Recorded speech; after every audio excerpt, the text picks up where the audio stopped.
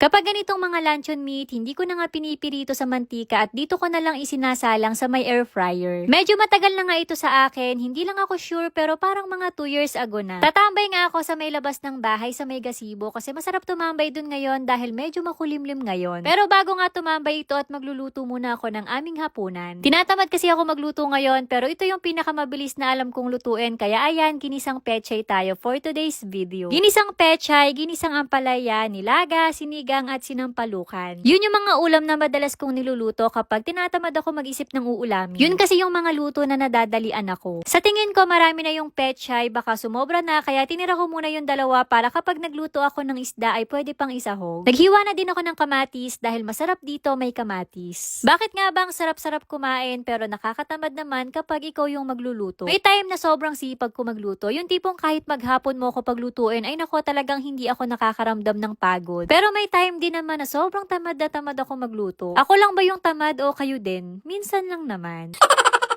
Napakabilis lang din itong lutuin mga mare. Gisa-gisa lang. Nagisa lang ako ng bawang, sibuyas at kamatis. Gusto ko din dito yung lutong-luto yung kamatis. Kaya ito, pinipiga-piga ko. Para madurog. Depende din sa inyo kung ano yung gusto nyong isahog. Pwedeng chicken meat, pwede din pork meat. Pero ako, ang isasahog ko ay itong mackerel. Wala lang, trip ko lang kasi nasasarapan ako kapag ito yung sahog. Sinama ko naman yung sabaw pero naglagay pa din ako ng konting tubig kasi gusto ko dito yung may sabaw-sabaw. Hayaan lang din natin na kumulo ng kumulo. Ako kasi parang nahihirapan ako nguyain yung pagkain kapag tuyo at kapag walang sabaw. Kaya minsan kahit hindi naman kailangan masabaw, masabaw talaga ako magluto. Basta may konting sabaw o may konting sauce, okay na ako kasi nilalagay ko sa kanin. So ito, after ko naman magluto ay mag-happy-happy naman ako sa labas ng bahay. Kung maka-happy-happy naman, magko-coffee lang naman ako.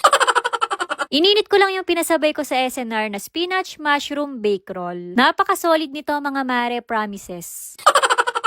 De, walang halong biro, masarap talaga, pati yung chicken. Ito ngayon ko palang natikman itong spinach mushroom. Pero yung chicken, nakakain ko yun kapag nag-SNR kami. So ito na yung happy-happy sa akin mga mare. Coffee, tapos konting lamon. Konting merienda. Hindi kasi ako umiinom pero yung mga kapatid ko at si daddy umiinom. Kapag may harapan nga dito sa bahay, ako tamang taga-ubos lang ng pulutan.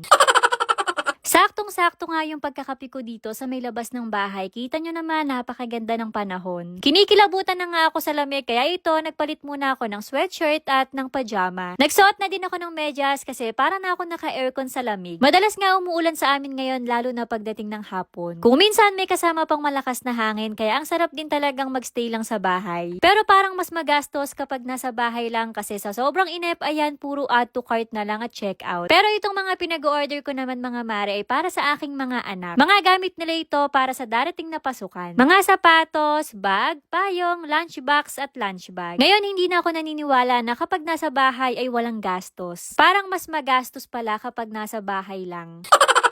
De, joke lang po. Lahat po ito ay sa Orange app ko po in order. If ever na may nagustuhan din kayo sa mga pinakita ko, ilalagay ko na lang po yung link sa comment section. Yun lang, salamat. See you sa next mini vlog.